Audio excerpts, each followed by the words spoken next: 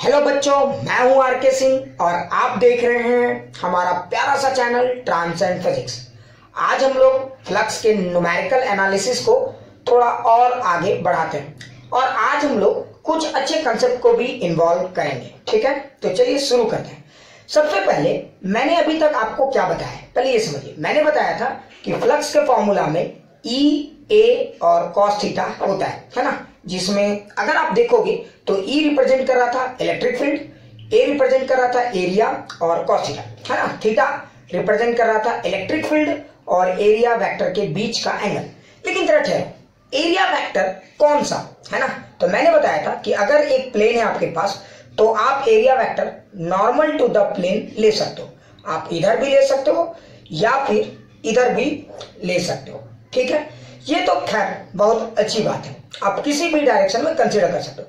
लेकिन हमेशा ज्यादा इजी किस डायरेक्शन में माना जाता है, तो ज्यादा इजी हमेशा उस डायरेक्शन में माना जाता है जिस डायरेक्शन में इलेक्ट्रिक फील्ड का फ्लो है। जैसे मैं एग्जांपल के लिए बताता हूं, अगर मान लीजिए इलेक्ट्रिक फील्ड का डायरेक्शन इधर है तो आपको इस एरिया का वेक्टर, एरिया वेक्टर भी इधर ही लेना चाहिए। ठीक है, अगर इलेक्ट्रिक फील्ड का डायरेक्शन इधर है तो एरिया वेक्टर ही इधर लेना चाहिए। लेकिन जरा ठहरिए, ये सिचुएशन तब वैलिड है जब एक सिंगल प्लेन अवेलेबल है आपके पास तब। लेकिन जरा सोचो, ऐसे सरफेसेस जिसमें बहुत सारे एरियाज हैं और वो सरफेस इंक्लोज्ड है, तब आप एरिया वेक्टर कैसे लोगे, है ना।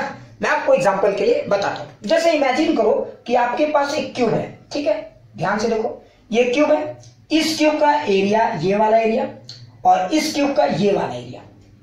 ठीक है, अगर आप देखोगे तो इस क्यूब को जरा ध्यान से देखो तो, और ये है इलेक्ट्रिक फील्ड का डायरेक्शन। तो बताओ इस बार एरिया वेक्टर कैसे लोगे। ठीक है, ध्यान से सुनो, ये क्लोज सरफेस का प्लेन है और ये ओपन सरफेस का प्लेन है। फिर से समझे कहानी को, ये क्लोज सरफेस का प्लेन है और ये ओपन सरफेस का प्लेन है। फिर से समझे कहानी को, एक क्लोज सरफेस का प्लेन है और एक ओपन सरफेस का प्लेन है।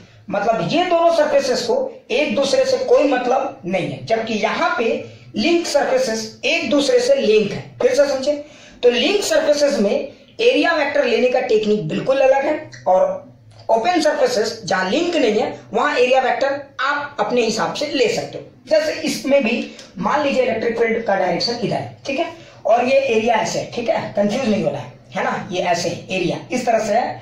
ठीक है, ये एरिया। अच्छा जरा सोचो, तो आप यहाँ पे अगर इलेक्ट्रिक फील्ड का डायरेक्शन इधर है तो यहाँ पे आप एरिया A1 वेक्टर भी इधर लोगे और इसका A2 वेक्टर भी आप इधर लोगे कि नहीं? बिल्कुल। लेकिन जरा सोचो, ये क्लोज सरफेस है ना, तो यहाँ पे भी इलेक्ट्रिक फील्ड का डायरेक्शन इधर है और यहाँ पे भी इलेक्ट्रिक फील्ड का डायरेक्शन है, तो क्या यहाँ पे भी एरिया वेक्टर ऐसे लेंगे और यहाँ पे भी एरिया वेक्टर ऐसे लेंगे? बिल्कुल नहीं। हमेशा क्लोज सरफेस में एरिया वेक्टर आउटवर्ड की तरफ लिया जाता है। किधर की तरफ लिया जाता है? आउटवर्ड की तरफ। कुछ लोग ये भी सोच रहे होंगे कि सर एरिया वेक्टर आउटवर्ड की तरफ क्यों लिया जाता है? ये खेल है डाइवर्जेंस का। ठीक है, इसको हम लोग गॉस लॉ में क्लियर करेंगे। बिल्कुल चिंता नहीं करना है, एक एक चीज मैं बताऊंगा। ठीक है, सो बिल्कुल चिंता नहीं करना। अभी फिलहाल समझिए कि अगर ये आपका एक क्लोज सरफेस है तो यहां पे आप एरिया वेक्टर इधर बाहर की तरफ लेंगे। इसमें अगर आप इस प्लेन सरफेस की बात करेंगे तो एरिया वेक्टर इधर लेंगे। ठीक है, और अगर आप इस प्लेन सरफेस की बात करेंगे तो एरिया वेक्टर इधर लेंगे। ठीक है, तो इसका मतलब ये हो गया कि अगर कोई सरफेसेस ओपन है, ठीक है, जैसे इस तरह का सरफेसेस है, इलेक्ट्रिक फील्ड ऐसे है, तो एरिया वेक्टर इधर इसका हो गया, इसका एरिया वेक्टर इधर हो गया। ठीक है, ये क्लियर हो गया। मतलब जिधर फ्लो है उसी लाइन में एरिया वेक्टर नॉर्मल में ले सकते हैं। लेकिन अगर कोई सरफेस आपका क्लोज्ड है तो एरिया वेक्टर आप कैसे लेंगे? जैसे मान लीजिए इलेक्ट्रिक फील्ड यहां है, तो इस क्लोज सरफेस में एरिया वेक्टर कैसे लेंगे? तो देखिए, ये भी इसका नॉर्मल 2 हो सकता था, इधर या इधर, तो फ्लो के लाइन को नहीं देखना है। देखिए ये क्लोज सरफेस है, तो अगर ये एक हेक्सागोनल क्लोज सरफेस है तो एरिया वेक्टर आप इधर लेंगे, इसमें एरिया वेक्टर आप इधर लेंगे, इसमें एरिया वेक्टर आप इधर लेंगे, इसमें एरिया वेक्टर आप इधर लेंगे, इसमें इधर और इसमें इधर। ठीक है, मैं आपको एक दो एग्जांपल से भी समझाता हूं, बिल्कुल चिंता नहीं करना है। ठीक है, चलिए 2 इलस्ट्रेशन लेता हूं ताकि आपको गेम पूरी तरह से समझ में आ जाए। ठीक है, और ऐसा क्यों करते हैं इसको मैं गॉस लॉ में डिस्कस करूंगा, सो बिल्कुल चिंता नहीं करना है। ठीक है, चलिए जैसे एग्जांपल्स को से हम लोग खेल शुरू करते हैं। ठीक है, मान लीजिए कि मेरे पास एक इलेक्ट्रिक फील्ड दिया हुआ है। ठीक है, electric field vector is equal to, ठीक है, कुछ भी अल्फा एक्स आई कैप, ये हमारा एक इलेक्ट्रिक फील्ड का वेक्टर है, ठीक है। और आपको पूछा गया है, ठीक है, find the flux through the surface. मान लीजिए ठीक है, चलिए उतना क्यों ये करें, ठीक है, ये हमारा एक सरफेस है इस तरह से, देखिए एकदम ध्यान से देखिएगा, बहुत ही अच्छा सवाल है। ये एक्स हो गया, ठीक है, और यहां पे हमारा एक इस तरह का सरफेस है, देखिए एक इस तरह का सरफेस है इस तरह से, ठीक है। मैं फील करा पा रहा हूँ, अभी मैं आपको पूरा फील करा दूंगा, टेंशन नहीं करें, ठीक है। तो एक इस तरह का हमारा सरफेस है, ठीक है, और मान लीजिए ये सरफेस का साइड है ए, एक स्क्वायर साइड है ए, ठीक है, और इस तरह से रखा गया है। फिर से ध्यान से देखिए सवाल को, अच्छे से समझिएगा, एक एक सवाल में ही खासियत है। जैसे मैं आपको एग्जांपल के लिए बता रहा हूं, मान लीजिए कि ये हमारा एक्स प्लेन है, ये वाई है, ये जेड, अब जैसे भी लें कोई दिक्कत नहीं, ठीक है। कभी कभी मैं गलती से एक्स वाई जेड भी बोल देता हूं, जैसे लेना, ठीक है। मान लीजिए इस तरह का हमारा एक सिंपल सा ये है, और इसमें x इज इक्वल, यहां पे मैंने कुछ पॉइंट है x is equal to B, जैसे यहां पे x is equal to B पे, ठीक है, एक प्लेट रख दिया मैंने, देखिए ये x एक्सिस है, ये y एक्सिस, z एक्सिस, तो मैंने x is equal to B, तो देखिए मान लीजिए ये b यहां पे है, तो x is equal to B पे एक इस तरह से प्लेट रख दिया, ठीक है, स्क्वायर प्लेट, ये स्क्वायर प्लेट है। अब कुछ लोग पढ़ मत जाना पीछे, सर ये तो रेक्टेंगुलर प्लेट है, अरे एक स्क्वायर प्लेट है, ठीक है, मैंने इस तरह से रखा। अब जरा सोचो, जरा बताओ कि इस स्क्वायर प्लेट से कितना फ्लक्स जाएगा, ये मेरा सवाल है। अगर जरा ध्यान से देखोगे तो ये स्क्वायर प्लेट का लोकेशन कहां है, ध्यान से देखो, तो अगर इसको हम लोग सॉल्व करेंगे तो ध्यान से देखो, है ना, स्क्वायर प्लेट का location x is equal to B पे, जरा सोचो स्क्वायर प्लेट कहां पे है, बी पे है ना, और स्क्वायर प्लेट का साइड क्या है, ए। आपको निकालना है कि इस स्क्वायर प्लेट से कितना फ्लक्स जा रहा है, पहले ये समझना। अगर आप देखो, ये स्क्वायर प्लेट का लोकेशन भी बहुत इंपॉर्टेंट है, ध्यान से देखो, स्क्वायर प्लेट तो ऐसे है, अगर ऐसे है तो सारा फ्लक्स इसमें नॉर्मली ही जा रहा है ना, सारा फ्लक्स क्या जा रहा है, नॉर्मली, क्लियर। तो मतलब थीटा वाला पार्ट कम से कम क्लियर है ना। जैसे अगर आप फ्लक्स को लिखते हो तो ई ए कॉस थीटा, ठीक है। तो एरिया वेक्टर देखो और इलेक्ट्रिक फील्ड वेक्टर, तो देखो ये प्लेट तो ऐसे था, है ना, X is equal to Y में तो प्लेट ऐसे है, ध्यान से देखो, प्लेट तो ऐसे है और इलेक्ट्रिक फील्ड भी ऐसे जा रहा है, तो एरिया और ये, ठीक है, एरिया वेक्टर और इलेक्ट्रिक फील्ड वेक्टर को अगर आप ध्यान से देखोगे, एरिया वेक्टर और इलेक्ट्रिक फील्ड वेक्टर, तो देखो यहां पे मैंने इलेक्ट्रिक फील्ड वेक्टर के ही लाइन में एरिया वेक्टर को लिया है। नॉर्मल ले सकता था तो मैं इधर भी ले सकता था और इधर भी ले सकता था। एक और चीज, आप इधर लोगे तो भी गलत नहीं आएगा, लेकिन मैं बार बार बोलता हूं बी पॉजिटिव, पॉजिटिव रहो, है ना, एंगल एक्यूट रहेगा तो आंसर पॉजिटिव आएगा, ठीक है। अच्छा चलिए ये बात तो समझ में आ गई, तो थीटा वाला पार्ट बन जाएगा 1, है ना, थीटा 0 डिग्री 1। लेकिन इलेक्ट्रिक फील्ड, अच्छा एरिया तो क्लियर है, तो यहाँ तो एरिया, अगर ये स्क्वायर प्लेट है तो इससे कितना है, तो देखो ये वाला ध्यान से देखना, है ना। अच्छा एक बात बता, इलेक्ट्रिक फील्ड हर पॉइंट पे बदल रहा है कि नहीं बदल रहा है, जरा ध्यान से देखो। कुछ लोग बोलेंगे सर इतना इजी है, जरा ध्यान सुना, देखो electric field is a function of x, तो हर जगह पे इलेक्ट्रिक फील्ड बदल रहा है, जरा ध्यान से देखो, है ना। एक्स की अलग अलग वैल्यू पे इलेक्ट्रिक फील्ड की वैल्यू जो है वो अलग अलग होगी, है ना। अगर एक्स की वैल्यू 0 पे रखते तो इलेक्ट्रिक फील्ड 0 होता, एक्स की वैल्यू 1 रखते तो इलेक्ट्रिक फील्ड, है ना, अल्फा होता, एक्स की वैल्यू 2 रखोगे तो इलेक्ट्रिक फील्ड 2 अल्फा होगा, और एक्स की वैल्यू बी पे रखोगे तो इलेक्ट्रिक फील्ड बी अल्फा होगा। मतलब ये जो प्लेट है ये बड़ा इंपॉर्टेंट है कि किस लोकेशन पे है, क्योंकि ये जितना ज्यादा दूर होगा इलेक्ट्रिक फील्ड का मैग्नीट्यूड उतना ज्यादा होगा, है ना। तो अगर आप फ्लक्स को कैलकुलेट करोगे तो देखो ई के जगह क्या रखेंगे, क्योंकि प्लेट है बी पे, ध्यान से देखो बी पे है, तो वहां पे इलेक्ट्रिक फील्ड की वैल्यू कितनी है, अल्फा बी, है ना।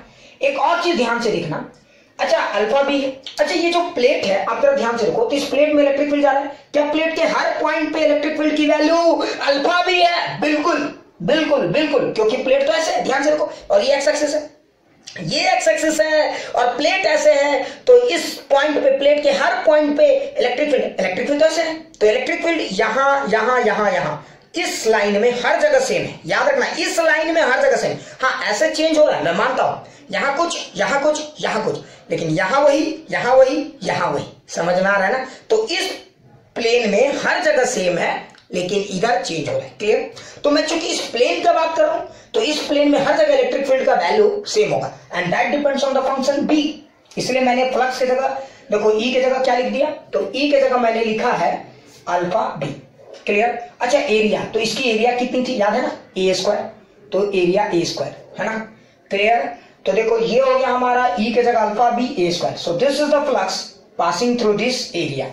कुछ लोग सोच रहे होंगे सर इस सवाल में ऐसा क्या खास था। ठीक है, क्लियर हो गया ना। सो देखो ध्यान से देखो, हर पॉइंट पे इलेक्ट्रिक फील्ड ई है, इस एरिया में हर पॉइंट पे इलेक्ट्रिक फील्ड की वैल्यू सेम है। पॉइंट को समझना, आगे बहुत काम आएगा। क्लियर, वेरी गुड, समझ में आ गया ना। हाँ पक्का, फिर से एक बार रिपीट करता हूं, हर पॉइंट पे इलेक्ट्रिक फील्ड की वैल्यू सेम है, क्योंकि एक कुछ देर के बाद आपको अलग अलग टाइप का न्यूमेरिकल्स मिल सकता है। क्लियर, मिटा दो।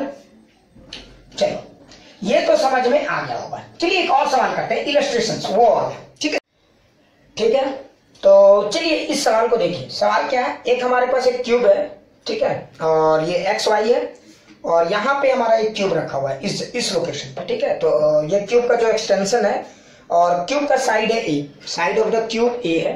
ठीक है, ये सब दिया हुआ है, गिवन में है। ठीक है, गिवन में क्या है, साइड ऑफ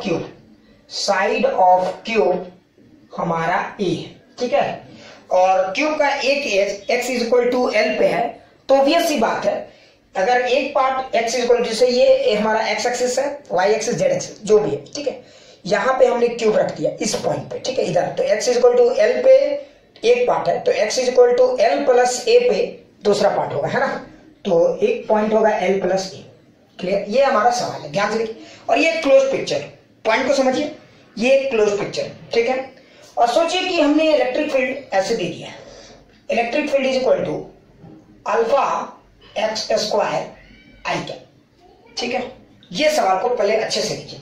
इलेक्ट्रिक फील्ड हमारा क्या है, alpha X square I cap. ठीक है, सवाल पहले समझ में आ गया, जरा ध्यान से देखिए। अच्छा इस सवाल में जरा देखिएगा तो आपको समझ में आएगा, इलेक्ट्रिक फील्ड नॉन यूनिफॉर्म है एक्स एक्सिस में, है ना। एक्स एक्सिस में क्या हो रहा है, इलेक्ट्रिक फील्ड हर पॉइंट में बदल रहा है। Clear, X is equal to 0 में कुछ, एक्स इज इक्वल टू 1 में alpha, X is equal to 2 में 4 अल्फा, इस तरह से ये इलेक्ट्रिक फील्ड बदल रहा है। और इलेक्ट्रिक फील्ड का डायरेक्शन आई कैप में है, किसमें है, आई कैप में। Very good. अच्छा सोचो, पहले ये लॉजिक से सोचो कि अगर हमारे पास एक क्यूब है, इस तरह का क्यूब है, जरा सोचो, तो क्यूब के 6 एरियाज हैं। तो पहले ये समझो कि इलेक्ट्रिक फील्ड जो है वो, ध्यान से देखो, क्यूब ऐसे है, देखो 1 2 3 4 5 6। अच्छा इलेक्ट्रिक फील्ड ऐसे जा रहा है तो कितने एरिया से इलेक्ट्रिक फील्ड पास करेगा, जरा लॉजिक से सोचो। तो एक ये एरिया, एक ये एरिया, है ना। सिर्फ यही 2 एरिया है जिससे इलेक्ट्रिक फील्ड पास करेगा, यानी इलेक्ट्रिक फ्लक्स होगा। समझ में आ रहा है। और देखो ये वाला 2 एरिया से नहीं होगा, जरा ध्यान से देखो, इससे नहीं होगा। क्यों नहीं होगा, क्योंकि एरिया वेक्टर तो आपके आंख की तरफ है, जरा देखो, और इलेक्ट्रिक फील्ड वेक्टर जो है वो तो इधर है, तो यहाँ तो 90 डिग्री। अच्छा इसमें भी नहीं होगा, क्योंकि ध्यान से देखो एरिया वेक्टर इधर है ना। कुछ लोगों ने सर पीछे क्यों बनाया, अब समझो, क्योंकि ये पूरा क्लोज पिक्चर है। देखो एक क्यूब क्लोज पिक्चर है, तो इसमें एरिया वेक्टर हमेशा आउटवर्ड मिलेंगे। क्लियर, तो अगर आप इसका देखोगे तो ठीक है, यहां से 0, यहां से 0। अच्छा ऊपर वाले पार्ट से क्या होगा, इससे भी 0 होगा, क्योंकि इलेक्ट्रिक फील्ड तो ऐसे जा रहा है और एरिया वेक्टर इधर है, तो 90 डिग्री प्लस 0। अच्छा नीचे वाले को देखोगे तो नीचे वाले का एरिया वेक्टर नीचे है और इलेक्ट्रिक फील्ड ऐसे जा रहा है 90 डिग्री 0। लेकिन आप इधर देखो और इधर देखो, इससे एरिया वेक्टर इधर है, ध्यान से देखो, तो इलेक्ट्रिक फील्ड इधर और इससे भी इलेक्ट्रिक फील्ड इधर। सवाल क्या, ध्यान से सुनिए, find net flux, find net flux, find net flux passing through this cube, find net flux passing through this cube। ठीक है, इस क्यूब से नेट फ्लक्स कितना पास कर रहा है, ये बड़ा ही इंटरेस्टिंग सवाल है, पहले लॉजिक से समझेंगे। ठीक है, पहला बात तो मैं समझ गया कि इसके 6 एरिया में से 4 एरिया निकम्मे है ना, तो 4 एरिया में से फ्लक्स 0 होगा, ये तो क्लियर है। अच्छा अब इसका 2 ही एरिया बचता है, आप देखोगे तो एक area X is equal to, अगर मैं इसको शॉर्ट में थोड़ा सा छोटा सा पिक्चर से समझाऊं, ऐसे इतना बड़ा पिक्चर से नहीं समझा पाया तो छोटा से क्या समझाऊं, कुछ लोग ऐसा भी सोच रहे होंगे। बिल्कुल, तो मान लीजिए कि एक हमारा x इक्वल टू एल पे है एक एरिया, और एक एरिया हमारा है x equal to L plus A पे, है ना। तो देखिए इसका साइड कितना है, इसका भी एरिया, इसका अगर इस जगह पे देखोगे तो ये एक स्क्वायर प्लेट है जिसका साइड ए है, तो इसका एरिया कितना हो जाएगा, ए स्क्वायर, है ना। इसका भी अगर आप कैलकुलेट करोगे तो ए स्क्वायर होगा। लेकिन इंटरेस्टिंग क्या है, देखो इलेक्ट्रिक फील्ड तो ऐसे जा रहा है ना, इलेक्ट्रिक फील्ड तो ऐसे जा रहा है, इसीलिए तो सिर्फ इससे और इससे पास कर रहा है भैया। ऊपर वाला, नीचे वाला, साइड दोनों वाले, चल बसे। समझ में आ गया? अच्छा सर, लेकिन एक इंटरेस्टिंग सवाल है कि इस बार एरिया वेक्टर क्या ले, ऐसे ले ना, इस बार ये दोनों एरिया एक ही क्यूब के पार्ट है, इसलिए एरिया वेक्टर हमेशा आउटवर्ड में लीजिए। समझ में आया? एरिया वेक्टर हमेशा किस में लीजिए? आउटवर्ड में। तो इसका एरिया वेक्टर इधर लेंगे, ठीक है, और इसका एरिया वेक्टर इधर लेंगे। अगर चलो ठीक है, तो ये हो गया इसका एरिया वेक्टर। क्लियर? अच्छा, नेट फ्लक्स का मतलब क्या होता है? नेट फ्लक्स का मतलब होता है out flux minus in flux. अगर आप किसी एरिया का बात करते हो या किसी रूम का बात करते हो तो दो तरह के लोग होते हैं। या आप सोचो ना, आप अपने स्कूल के क्लासरूम को देखो, वहां पे दो तरीके से गेम चलता है। कुछ लोग इन होते हैं और कुछ लोग आउट होते हैं कि नहीं? तो फ्लक्स का भी वही होता है। किसी सरफेस में कुछ इलेक्ट्रिक फील्ड उस सरफेस में इन होता है अगर, ठीक है, और कुछ इलेक्ट्रिक फील्ड उस पूरे वॉल्यूम से आउट भी होता है। सॉरी, सरफेस कहने का मतलब volume, surface is the part of the volume, है ना? तो अगर आप एक क्यूब लोगे तो कुछ फ्लक्स इन हो रहा है, ध्यान से देखो, कुछ इलेक्ट्रिक फील्ड अंदर जा रहा है तो उसको बोलते हैं इन फ्लक्स। जो इलेक्ट्रिक फील्ड उस सरफेस, उस क्यूब के अंदर जा रहा है उसे हम कहते हैं इन फ्लक्स, और जो इलेक्ट्रिक फील्ड उस सरफेस से बाहर जा रहा है उसे हम कहते हैं आउट फ्लक्स। जरा ध्यान से सुनो, समझ में आया? अच्छा, आप जरा सोचो, तो इन फ्लक्स किसको कहते हैं? जो सरफेस के अंदर जा रहा है, और आउट फ्लक्स किसको कहते हैं? जो सरफेस के बाहर जा रहा है। जरा समझना। अच्छा, इसका मतलब ये हुआ कि इस एरिया में देखोगे तो इलेक्ट्रिक फील्ड इस क्यूब के अंदर जा रहा है with the help of this surface. तो इस सरफेस से अंदर जा रहा है, तो जब अंदर जाएगा तो देखो इन फ्लक्स निगेटिव होगा। फिर से समझा, फिर से समझना, कंफ्यूज नहीं होना। देखो फिर से समझो, अगर एक क्यूब है, ठीक है, तो देखो यहाँ पे इलेक्ट्रिक फील्ड का क्या खास बात है? यहाँ पे इलेक्ट्रिक फील्ड इन हो रहा है, ध्यान से देखो। तो यहाँ पे अगर इलेक्ट्रिक फील्ड इन हो रहा है तो यहाँ पे इससे रिलेटेड इस एरिया से जो फ्लक्स बनेगा उसको हम लोग कहेंगे इन फ्लक्स। और यहां से देखो इलेक्ट्रिक फील्ड क्या हो रहा है? आउट हो रहा है। तो यहां से जो फ्लक्स बनेगा इस एरिया पे उसको हम लोग बोलते हैं आउट फ्लक्स, ठीक है। अगर ध्यान से सुनिए, अगर इन फ्लक्स को देखोगे तो इन फ्लक्स का क्या खासियत है?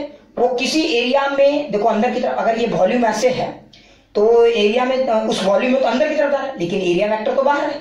तो इन फ्लक्स हमेशा क्या होगा? नेगेटिव होगा, ध्यान से देखो, है ना।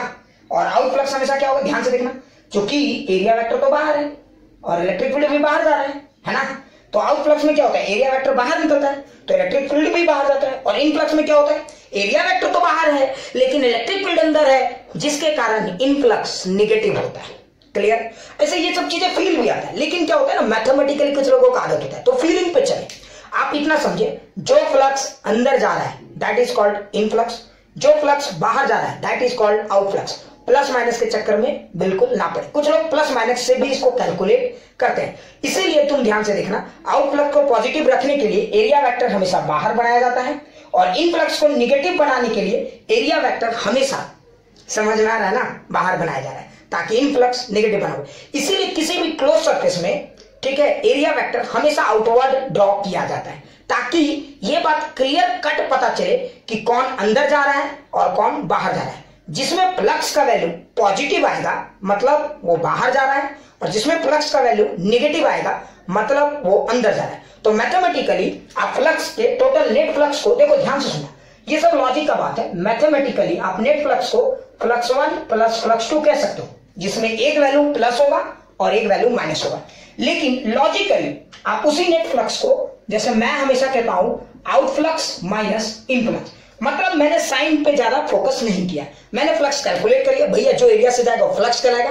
अब इतना तो मुझे फीलिंग आता है कि कौन अंदर जा रहा है और कौन बाहर जा रहा है। देखो दोनों चीज एक है। इसमें क्या हुआ, साइन के साथ फॉर्मूला जब यूज करेंगे तो साइन अपने आप आ जाएगा बाहर में। इसमें क्या है, हम पहले ही से समझ गए कि आउटवर्ड को प्लस मानेंगे और इनवर्ड को माइनस मानेंगे। क्लियर? तो ये है हमारा लॉजिक। तो ये है लॉजिकल स्टेटमेंट और ये है मैथमेटिकल स्टेटमेंट।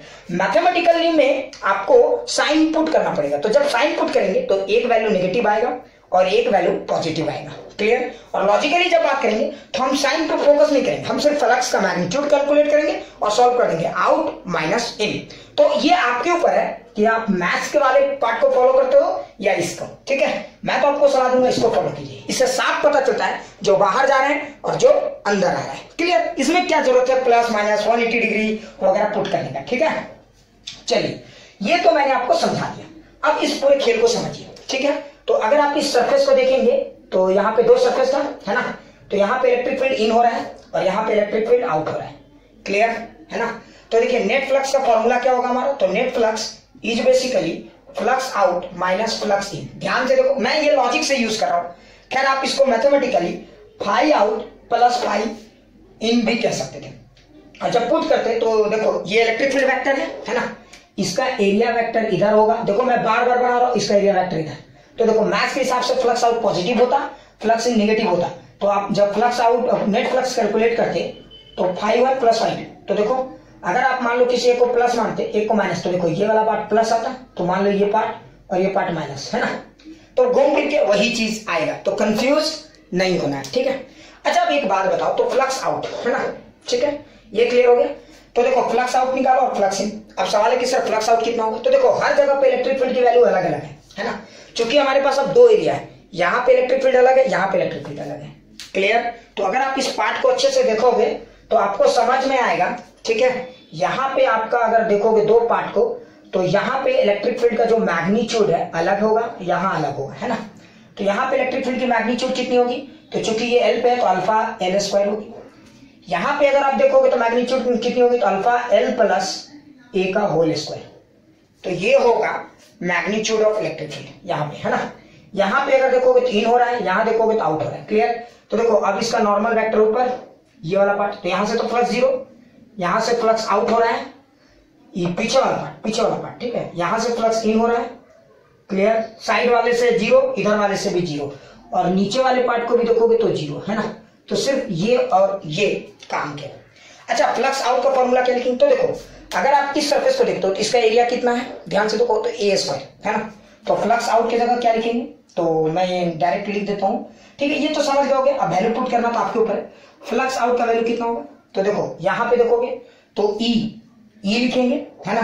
तो ई कितना था यहाँ पे, देखो अल्फा एल प्लस ए का होल स्क्वायर। और एक चीज ध्यान देना, यहाँ पे हर जगह इलेक्ट्रिक फील्ड की वैल्यू वही होगी। इस पॉइंट पे देखो इलेक्ट्रिक फील्ड ऐसे बदल रहा है, लेकिन इस एरिया में किसी भी पॉइंट पे नहीं बदल रहा है, क्योंकि ये ऐसे, ठीक है ना, ऐसे बदल रहा है, लेकिन ऐसे तो नहीं बदल रहा ना, ठीक है, समझ गए। सो this is your flux out. Clear. अच्छा फ्लक्स इन देख लो, क्या मैं साइन के साथ, देखो मैंने साइन ऑलरेडी कंसीडर कर लिया है, ठीक है। अच्छा यहाँ पे एक सेकंड ये छूट गया, तो ये हो गया electric field into area. Area क्या है, तो ए स्क्वायर। अच्छा देखो अगर आप पूरा मैथमेटिकली जाओगे तो कॉस, देखो इलेक्ट्रिक फील्ड और एरिया वेक्टर, है ना। अगर मैं यहाँ पे एरिया वेक्टर को ड्रॉ करता हूं, देखो इलेक्ट्रिक फील्ड और एरिया वेक्टर, है ना, electric field area vector positive, तो कॉस 0 डिग्री पॉजिटिव, ठीक है ना। और यहाँ पे अगर बात करेंगे फ्लक्स इन, देखो मैंने बोल दिया फ्लक्स इन, तो मुझे ये लिखने की जरूरत नहीं कि प्लस या माइनस, ठीक है। अगर मैं सिर्फ बोलता फ्लक्स, तो देखो मैथ्स वाले लोग सिर्फ पॉजिटिव फ्लक्स और नेगेटिव फ्लक्स समझते हैं, फिजिक्स वाले लोग फ्लक्स आउट और फ्लक्स इन ये समझते हैं, समझ में ना। एक्चुअली में मैथ्स में आप मैथमेटिकली सब कुछ बोलते हो, वहां लॉजिक पे थोड़ा सा हम लोग क्या करते हैं कि स्टेटमेंट पे कम ध्यान देते हैं। कोई ये नहीं बोलता इन और आउट, वहां पे बोलता है प्लस माइनस, समझ में आना। जबकि फिजिक्स में लोग लॉजिकली भी थोड़ा फोकस करते हैं इन आउट, तो मैं इन बोल रहा हूँ, इससे ज्यादा फीलिंग आता है कि फ्लक्स अंदर की तरफ जा रहा है। और निगेटिव आएगा तो समझ जाओगे। तो देखो मैं डायरेक्ट मैग्नीट्यूड कैलकुलेट कर देता हूँ, ठीक है। तो देखो यहाँ पे इलेक्ट्रिक फील्ड का मैग्नीट्यूड कितना था, तो अल्फा एल स्क्वायर, है ना, और एरिया अभी भी ए स्क्वायर। यहाँ पे देखो, तो देखो अगर आप दो एरिया देखोगे, इन दो एरिया को देखोगे, तो यहाँ पे इलेक्ट्रिक फील्ड थोड़ा कमजोर है, इसलिए इन कम हो रहा है ना। यहाँ पे इलेक्ट्रिक फील्ड थोड़ा कमजोर है, जबकि यहाँ पे इलेक्ट्रिक फील्ड थोड़ा स्ट्रॉन्गर है, तो आउट ज्यादा हो रहा है। खैर तो ये हो गया हमारा। अच्छा मैं यहाँ पे चाहता तो cos 180 डिग्री पुट कर सकता था, लेकिन मैंने फ्लक्स इन लिख दिया, इसलिए मुझे cos 180 डिग्री पुट करने की जरूरत नहीं है, क्योंकि देखो इलेक्ट्रिक फील्ड और एरिया वेक्टर यहाँ पे 180 डिग्री है ना। तो अगर आप φ1 और φ2 लिखते तब प्लस माइनस लिखते, लेकिन चूंकि हम लोग स्मार्ट एनफ है, प्लस माइनस साइन जरूरत नहीं है। क्लियर। तो ये हो गया हमारा फ्लक्स आउट और ये फ्लक्स इन। अच्छा फ्लक्स आउट हमारा इसलिए ज्यादा है क्योंकि उस जगह पे इलेक्ट्रिक फील्ड थोड़ा हमारा ज्यादा स्ट्रॉन्गर है। फ्लक्स इन हमारा यहाँ थोड़ा कमजोर इसलिए है क्योंकि यहाँ पे इलेक्ट्रिक फील्ड हमारा थोड़ा वीक है, ठीक है। तो ये हो गया हमारा नेट। अब यहाँ पे वैल्यू पुट करते हैं। मुझे नहीं लगता कि आप लोग इतने बुर्बक हो, ठीक है। तो नेट फ्लक्स, अब सारा वैल्यू पुट करने के बाद कुछ ना कुछ तो कैलकुलेशन आएगा ही। तो देखिए अल्फा ए स्क्वायर सबका कॉमन है, तो अल्फा ए स्क्वायर बाहर निकालिए। अब बचा क्या, एल प्लस ए का whole square minus L square. बाकी कैलकुलेशंस आपके ऊपर, ठीक है। So this is the formula for net flux.